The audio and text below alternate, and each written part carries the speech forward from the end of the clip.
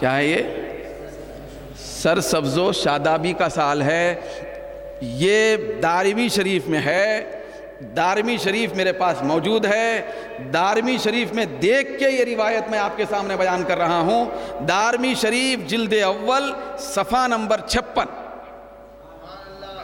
صفحہ نمبر 56.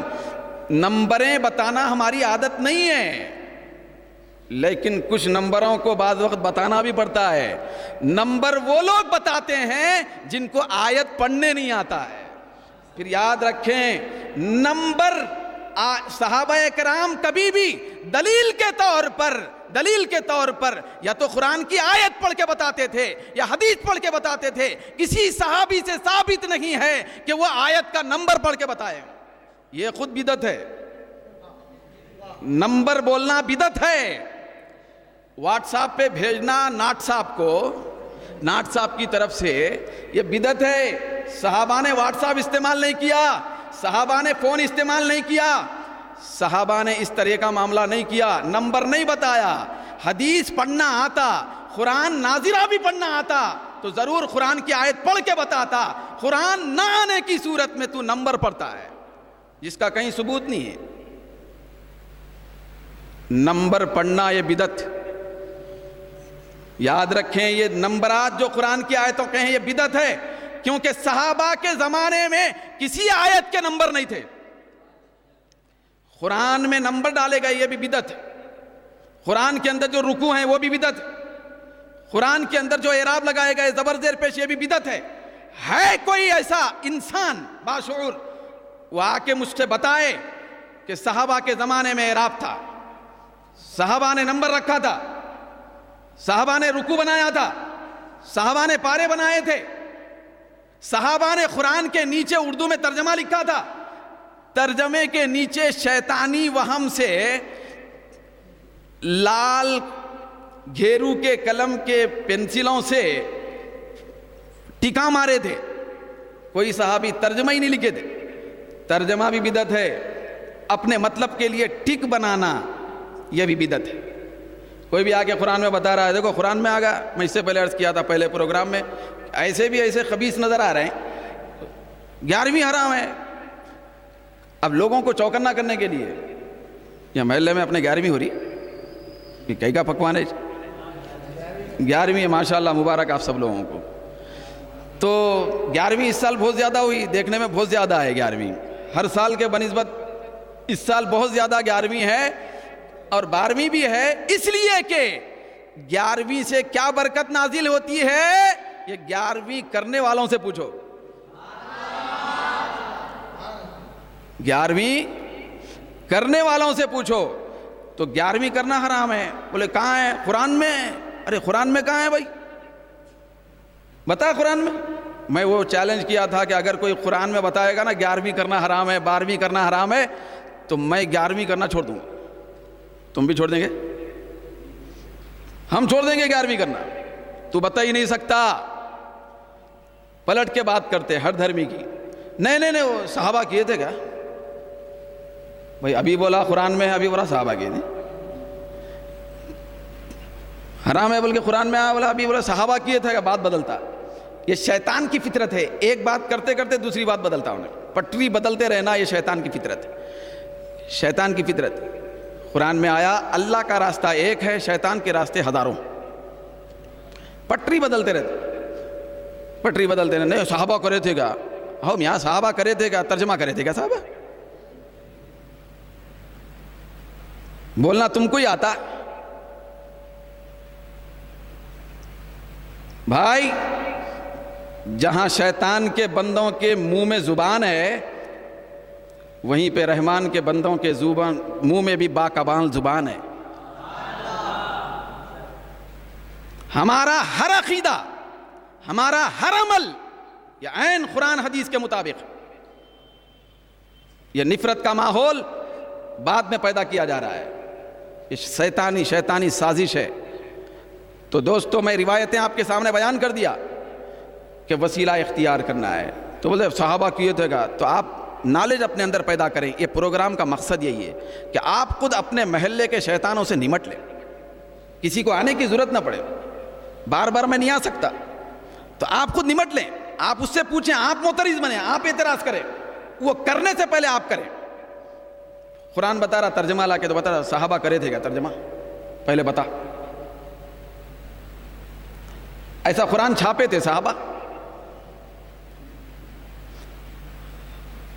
صحابہ کے زمانے میں, یہ تو اپنے اپنے محلے کی مسجدیں ہیں نا, صحابہ کے زمانے میں مسجد نبوی, مسجد حرام کو بھی میناراں تھے. کرو نا اعتراض جا کے. عجیب بات ہو گئی. یاد رکھو, ہم جو عمل کرتے نا, ہمارا عمل شریعت کے مطابق بھی ہے, فطرت کے موافق بھی ہے. وہ کیسا معلوم ہوا؟ میں تو نہیں دیکھا بھائی, لیکن لوگوں نے, مصدقہ لوگوں نے مجھے بتایا. پرسوں ایک عبداللہ مرا, اس کو شاہ عبداللہ بولتے تھے نا, شاہ عبداللہ. یہ بھی عجیب بدعت اور شرک ہے. شاہ فیصل, شاہ فہد, شاہ عبداللہ, مسجد کے ممبر پہ کھڑے رہ کے بولتا ہے اللہ کے علاوہ کوئی حاکم نہیں. ہم اگر بولیں شاہ است حسین, حسین بادشاہ ہے, تو شرک کا فتویٰ جاری ہوتا ممبر پر سے. زندگی بھر شاہ فیصل, شاہ فہد, شاہ عبداللہ بولتے رہے. تو میں اسی لیے عرض کر رہا تھا, یہ پیدائشی مشرک ہے یہ لوگ. ہم شاہ است حسین کہیں, حسین کو بادشاہ کہیں, تو تمہارے تیور بدل جاتے, شرک کا خلم چل پڑتا. تم شاہ فہد کہنا جائز کیسے ہوا؟ شاہ عبداللہ کیسے کہے؟ ملک فیصل کیسے بولتے؟ ان لوگوں کے دور میں اللہ کی حاکمیت کہاں گئی؟ کیا اللہ بادشاہ نہیں ہے؟ جب شاہ فیصل, جو سمجھ میں آؤ بولنا, یہاں شرک نہیں ہو رہا. وہ جو وہاں نسبت کے اعتبار سے بھی میں اس سے پہلے عرض کیا تھا, بارکس کی طرف مسجد دیکھے جا کے کوئی, مسجد بن باز کیا ہے بھائی؟ اللہ کے گھر کی نسبت اچھے بندے کی طرف بھی نہیں, بو باز کی طرف لگا دیے. ہم اگر نسبت کریں 11ویں کے جانور کی, صرف نسبت کریں غوث پاک کی طرف, تو تم لوگوں کے فتوے جاری ہو جاتے. تھوک سکے وقت تک بولتے رہتے, تم غیر اللہ کی طرف نسبت کر دیے. پھر ایک بات ہے, مسجد میں الحمدللہ قابل مبارکباد ہے ہمارے امام صاحب, دیگر انتظامی کمیٹی سب, کہ خلفائے راشدین کے نام ہے نا, ہیں خلفائے راشدین کے نام. تو آپ سنیں کبھی کہ مسجد میں اللہ کے گھر میں خلفائے, بندوں کے نام نہیں لکھنا میاں, یہ بھی ایک شرک ہے بولے لوگ. خلفائے راشدین کے نام لکھنا شرک ہے. میں وہاں پہنچا حرم میں ادھر, تو وہاں پہ باب عبدالعزیز لکھا ہوا ہے. باب عبدالعزیز اللہ کا نام ہے. پورا دروازہ شرک والا. یعنی مسجد حرام میں, مسجد نبوی میں داخل ہوتے وقت ہی شرک کرتے اندر جانا ہے. باپ کی جاگیر ہے, کون دیے تم کو حق اللہ کے گھر میں اپنا حق جتانے کا؟ تو یہ پورے کے پورے لوگ خلاف اسلام, خلاف شریعت, خلاف فطرت ہو گئے.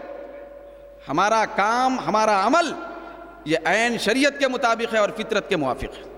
وہ کیسے؟ عبداللہ مرا, بڑی سادگی سے جنازہ نکلا بول کے بولے لوگ, مگر آگے جا کے تم لوگ وہی کرے جو ہم کرتے ہیں. خبر کے اطراف بیٹھ کے قرآن پڑھ رہے ہیں بھائی, اللہ کا کلام پڑھ رہے ہیں خبر کے اطراف میں. بھائی ہم اگر غوث اعظم کے روضے پر حاضر ہوئے, خواجہ اجمیر کی بارگاہ میں حاضر ہوئے, تو اللہ کا کلام پڑھے اور ذکر کرے تو شرک ہو جاتا. تم شاہ عبداللہ کی قبر کے اطراف میں جمع ہو کے ٹڈوں کی طرح, جو ہے مکھیوں کی طرح, جہاں سے کچھ تم کو ملنے والا نہیں ہے, ہاتھاں اٹھا کے بھی ٹھہرے اور قرآن کی تلاوت کرنے لگے. واہ واہ, کتنا اچھا شرک ہے بھائی, کیسی توحید ہے. تو یہ لوگ ایسے ہیں جو اپنی بولی ہوئی باتوں میں اپنا جنازہ تیار کرتے. اپنا جنازہ تیار کرنے والے لوگ ہیں. یہی شاہ عبداللہ صاحب پورے چیزوں فیس بک پہ ڈالے تھے. جب حضور کے روضے انور کے پاس معاجے شریف کے سامنے سے گزر رہے تھے تو وہاں کھڑے ہو کر ہاتھ اٹھا کر انہوں نے مصطفیٰ سے خیرات مانگی تھی. جب عرب کے حالات صحیح نہیں تھے، عوام بگڑ رہی تھی، زوال پذیر ہو رہی تھی، تو وہ کعبے میں جا کر شاہ عبداللہ کعبے کا غلاف پکڑ کر اللہ سے دعا نہیں کیا، مصطفیٰ کے قدموں میں کھڑے ہو کر ہاتھ اٹھا کر دعا کیا تھا، تو اس کی حکومت بچ گئی تھی.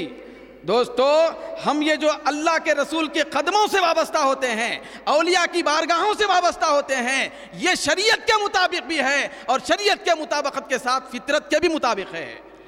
یہ اس کو کون لے گئی؟ کون سی چیز؟ گنبد خضرا کے سامنے سرکار کے معاجے شریف کے سامنے ہاتھ اٹھانے پر وہ توے ہر ایک کو روکتے رہتے، پلٹ جاؤ، ادھر نہیں، شرک ہو جاتا، کعبے کی طرف رخ کرو، ادھر پیٹ کرو. شاہ عبداللہ کو نہیں روکے. ایک بکرا سامنے آتے جا رہا تھا تاکہ لوگوں کو دکھائی نہ دے. آپ لوگ دیکھیں اس کو، تصویر کو، کیسا شرک ہو رہا تھا، کیسا شرک ختم کیا جا رہا تھا. کیسی نام نہاد بناوٹی اور انتہائی تصنع والی توحید کا پرچار ہو رہا تھا کہ ہاتھ اٹھا کے کھڑا ہوا ہے. ہاتھ کس لیے اٹھایا؟ وہاں حضور کی بارگاہ میں ہاتھ اس نے کیوں اٹھایا؟ قبلے کو پیٹ کر کے سرکار کے روضے کی طرف اس نے چہرہ کس چیز نے کروایا؟ وہ انسانی فطرت نے کروایا.